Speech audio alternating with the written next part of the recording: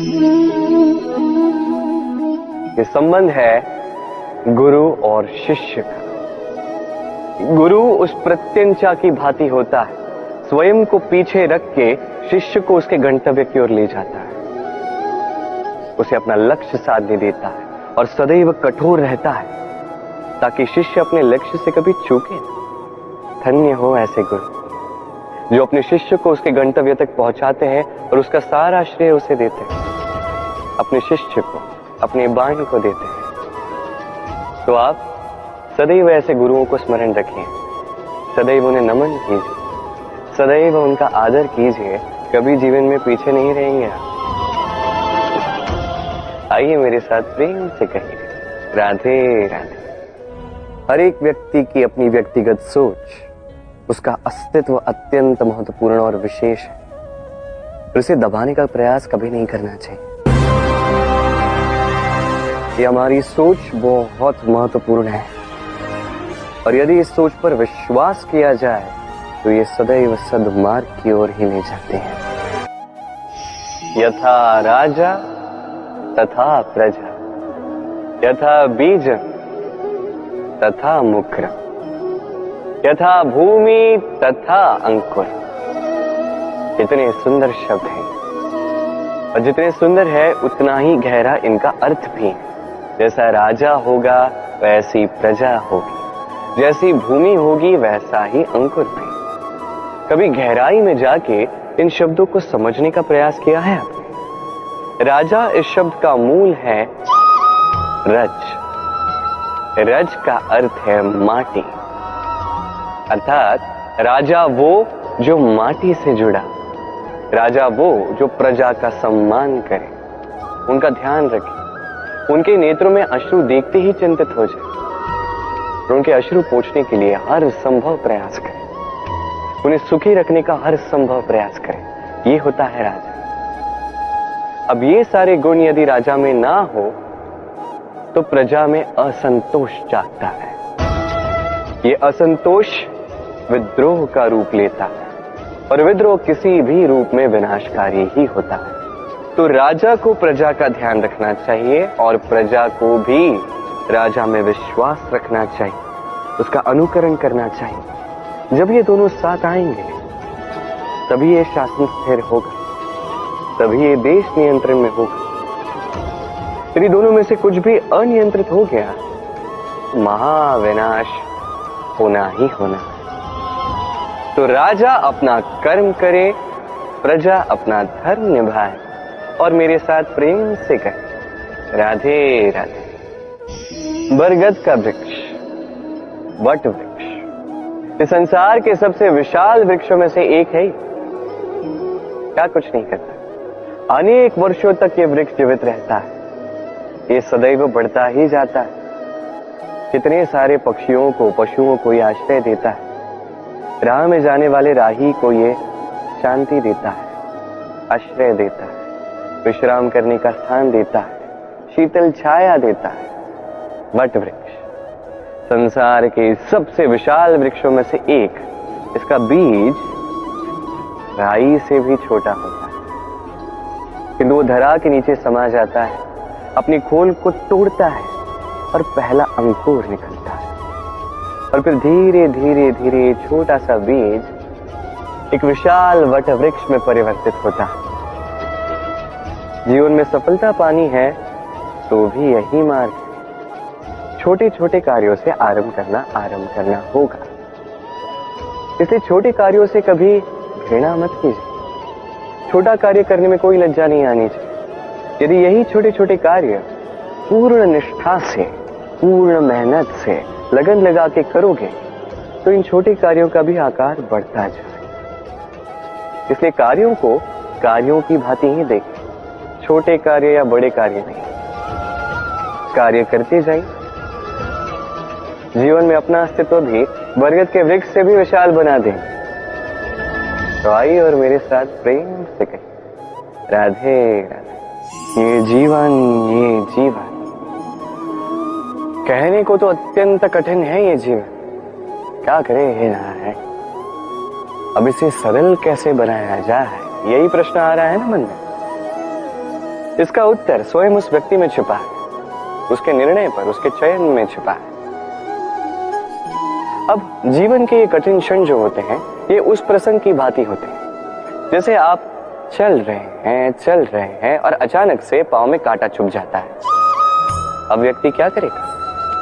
कोई ऐसा व्यक्ति भी होता है जो उस पीड़ा के कारण, उस पीड़ा के भय के कारण पीछे हट जाता है। कोई ऐसा व्यक्ति भी हो सकता है जो उस चोट को ठीक करने में समय व्यर्थ कर जाएगा। कितना? पूछो। ऐसा व्यक्ति भी हो सकता है जो उस कांटे को उठाकर उसका उपयोग कील की भांति करे, दीवार पर उसे लगाए, उस पर कोई सुंदर सा चित्र लगाए जिससे उस दीवार को और सुंदर बनाया जा सकता है। यही जीवन के साथ भी होता है। अब देखिए, जीवन कठिन है या बहुत कठिन है, ये महत्वपूर्ण नहीं है। उसे सरल बनाने के लिए आप क्या करते हैं, ये अधिक महत्वपूर्ण है। मान लीजिए हम सभी मृत्य हैं, हम सभी को मरना है, हर एक को मरना है, एक न एक दिन ये अवश्य होगा। अब जब ये होने ही वाला है तो भयभीत क्यों होना, चिंतित क्यों होना? आपकी चिंता करने से क्या ये टाल दिया जाएगा? कदापि नहीं। प्रारब्ध है, होकर रहेगा। तो जीवन ये कुछ क्षण आपको जीने के लिए दिए हैं, इसे जीना आरंभ कर दीजिए।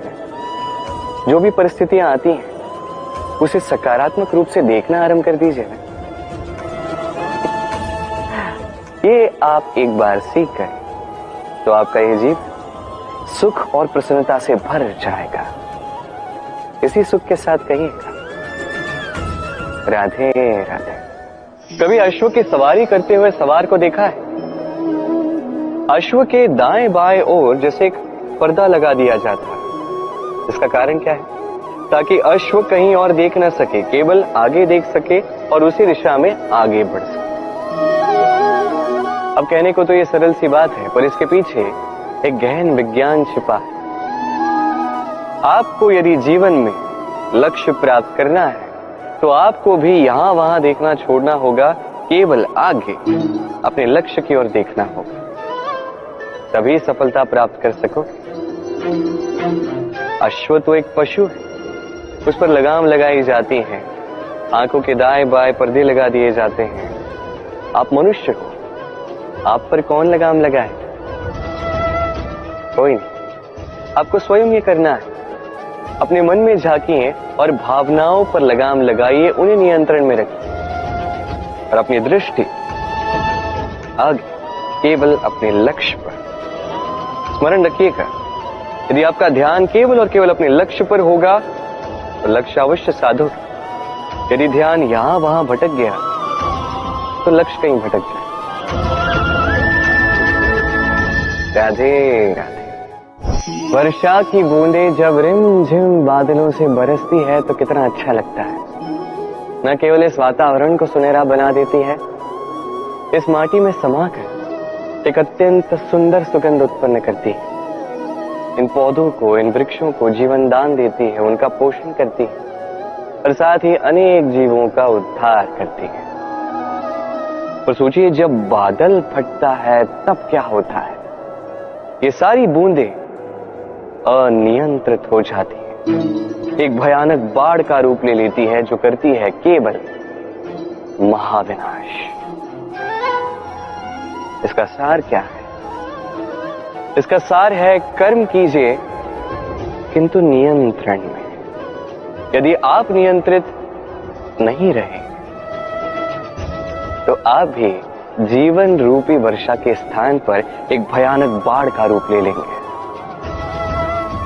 अब विकास करना है या विनाश, निर्णय आपका है। यदि विकास करना चाहते हैं तो अपने कर्म के साथ साथ इस मन पर भी नियंत्रण रखना सीखिए। इस मन को साधिए, इसे नियंत्रण में रखिए, अपने कर्मों को नियंत्रण में रखिए, संतुलन बनाए रखिए और मेरे साथ प्रेम से कहिए, राधे राधे। अधिकार ना साधारण सा शब्द है, ना व्यापार, अपने आप में ही एक विशेष गुण है अधिकार। स्वयं ईश्वर ने मनुष्य को जीवन जीने का अधिकार दिया है, किंतु जब बात आती है स्त्री के अधिकार की तो उस अधिकार के साथ कर्तव्य जुड़ जाता है। अब स्त्री के अनेक अधिकारों में से एक अधिकार है स्वयं का वर चुनना कि कौन होगा उसका अर्धांग। कोई ऐसा व्यक्ति चुनना जो स्वयं के साथ साथ अपनी पत्नी के साथ साथ परिवार के साथ साथ इस समस्त समाज का वर्चस्व ऊंचा कर। अब सोचिए, स्वयं का वर चुनना कितना बड़ा अधिकार, योग्य वर चुनना उससे भी बड़ा कर्तव्य। इसलिए स्त्री के अधिकार के साथ कर्तव्य जुड़ जाता है। अधिकार उस शब्द का महत्व और भी बढ़ जाता है। आप भी अपने जीवन में अपने अधिकार को कर्तव्य के साथ जोड़ लीजिए। यदि ऐसा करेंगे तो हर स्वप्न पूर्ण होगा और मन प्रसन्न होकर कहेगा राधे राधे। कर्म सदैव शांति से करो, उस नींव की ईंट की भांति जो शांति से 7 हाथ गहराई में जाती है। स्वर आता है शिखर पर लगे उस ध्वज से, किंतु शिखर पर लगा ये ध्वज प्रतीक होता है उस नींव में धसी उस ईंट की शक्ति का, जो शांति से अपना कर्म कर गए। तो ऐसे ही आप अपना कर्म कीजिए शांति से, संतोष से। जो शोर मचाना है वो आपकी सफलता को मचाने कीजिए, क्योंकि जब सफलता का ये स्वर संसार में गूंजता है तब कर्म का ये मोह और भी शक्तिशाली हो जाता है। तो आइए और मेरे साथ प्रेम से कहिए राधे राधे। पुत्र धर्म का वहन करो। जब बात एक माता और उसके संतान के मध्य होती है या किसी भी संबंध की आती है तो उसका निवारण निकालने के लिए किसी और को बीच में लाना ये अनुचित है। जहां तक हो सके 2 व्यक्तियों को आपस में ही सब सुलझा लेना चाहिए। आगे जाके तुम्हारे जीवन में अनेक संबंधों की अनेक उलझनों का सामना तुम्हें करना होगा। जल की धाराओं को देखो, जब तक इन्हें किनारा नहीं मिल जाता तब तक ये ऐसे ही अशांत होती है। एक माँ का हृदय भी कुछ इसी प्रकार होता है। जब वो अपने संतान की चिंता में होती है, उसकी सुरक्षा के चिंता के बीच भंवर में होती है, हर क्षण केवल एक ही कामना करती है कि उसके संतान को एक सुख शांति और सुरक्षा का किनारा मिल जाए। बस इस संसार में माता पिता अपने संतान को सबसे बड़ी भेंट क्या दे सकते हैं? वैभव, सुविधाएं, घर, ये उसके आसपास भी। संसार में माता पिता अपने संतान को सबसे बड़ी भेंट संस्कार दे सकते हैं। अब उसके लिए समय की आवश्यकता होती है। अब ये काल अत्यंत विकट है, समय का अभाव सभी के पास है। ऐसे में कुछ कठिनाइयां वरदान के रूप में हमारे समक्ष आती हैं। जैसे यदि मैं इन समस्याओं की बात करूं, जैसे युद्ध, महामारी, महारोग, ऐसे समय पे हमारे पास समय ही समय होता है। इस समय हम चिंता करते हैं, भयभीत होते हैं कि कितने धन की हानि हुई। अब ये समय कैसे व्यतीत किया जाए?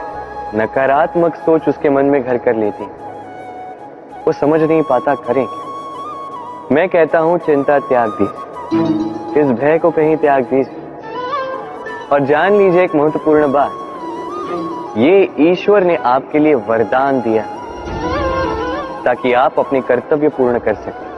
कर्तव्य, अपने परिवार को समय देना, अपने संतान को संस्कार देना, उनके साथ बैठिए, विचार विमर्श कीजिए, उनसे बातें कीजिए।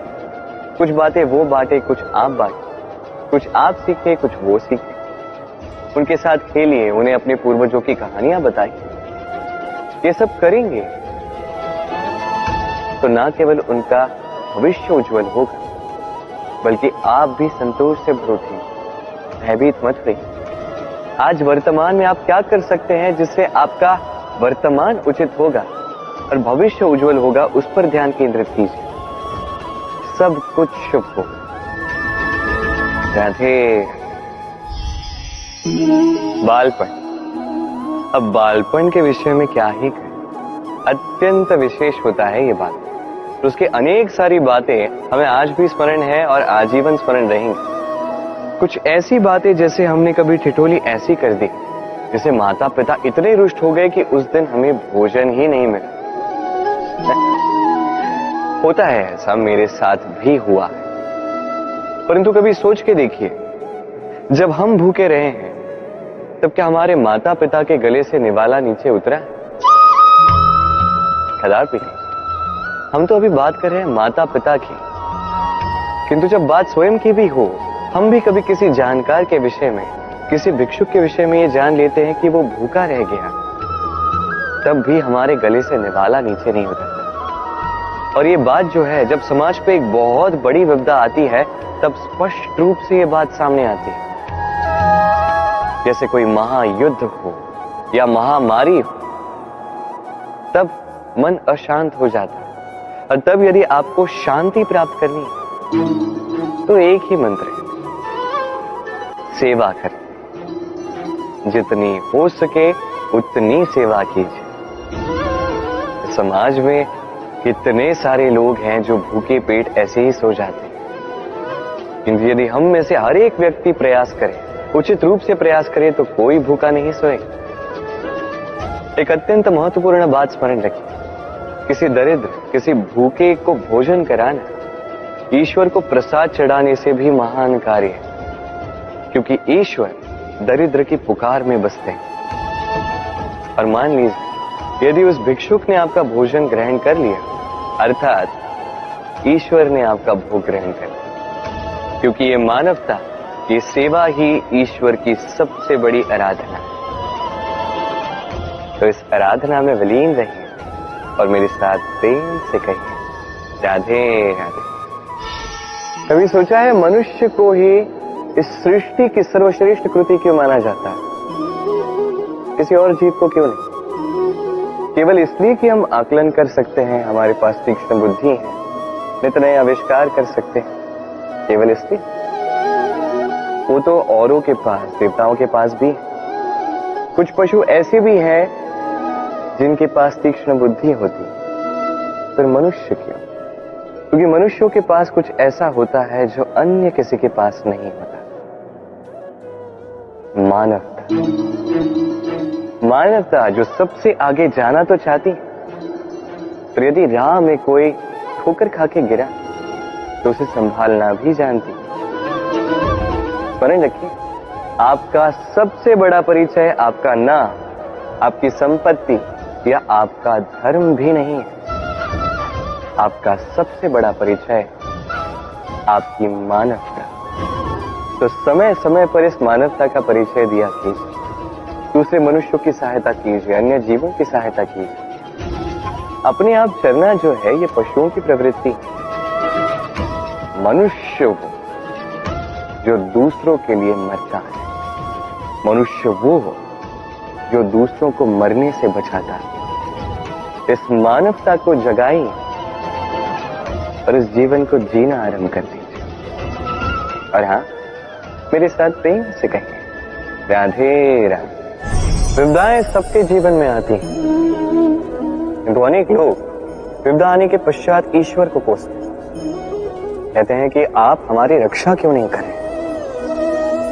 हमारे मन में आपके लिए अपार भक्ति है, सदैव आपका जाप करते हैं, फिर भी आप हमें इससे बाहर निकलने का ना मार्ग दिखा रहे हैं, ना इस संकट से हमें बाहर निकाल रहे हैं। अब ये होगी आपकी सोच, आपका दृष्टिकोण। अब मैं बताता हूं सत्य क्या है। सत्य ये है कि ईश्वर सदैव आपके साथ हैं, रहेंगे। देखिए, उस बीज की दृष्टि से जो धरा के नीचे दबा हुआ, उसे परिवर्तित होना है एक विशाल से सुंदर वृक्ष। वो तभी होगा जब वो टूटेगा, टूटेगा तभी जब उसे ऊष्मा मिलेगी। ऊष्मा कहां से मिलेगी? सूर्य के ताप से। सूर्य के ताप से ये धरा बच नहीं सकती, उसे सहना ही पड़ता। और जब ये धरा और ये बीज दोनों तब जाते हैं, तभी तो ये प्रकृति वर्षा करती है, और उसी वर्षा से ये बीज एक सुंदर से वृक्ष में परिवर्तित होता है ना? ईश्वर सदैव हमारे साथ। इसी प्रकार आपके जीवन में भी जब भी कोई संकट आए, कोई कष्ट आए, इसका अर्थ ये नहीं कि ये आप ही के किसी पाप का दंड आपको मिल रहा। हो सकता है भविष्य में आपको एक सुदृढ़ इमारत बनना उसकी आवश्यकता, तो ये उसकी नींव। जितना सीखोगे, जितना शक्तिशाली बनोगे, उतनी बड़ी इमारत बनोगे। कभी भी देखें, आभूषण बनाने से पूर्व स्वर्ण को भी कई बार कसौटी पर परखा जाता है, अग्नि पर तपाया जाता है। उसी प्रकार यदि आप शूरवीर बनना चाहते हैं तो लाक्षागृह का ताप सहना ही पड़ेगा। तो आइए और मेरे साथ कहिए, वंदे धर्म, वंदे कर्म। राधे राधे।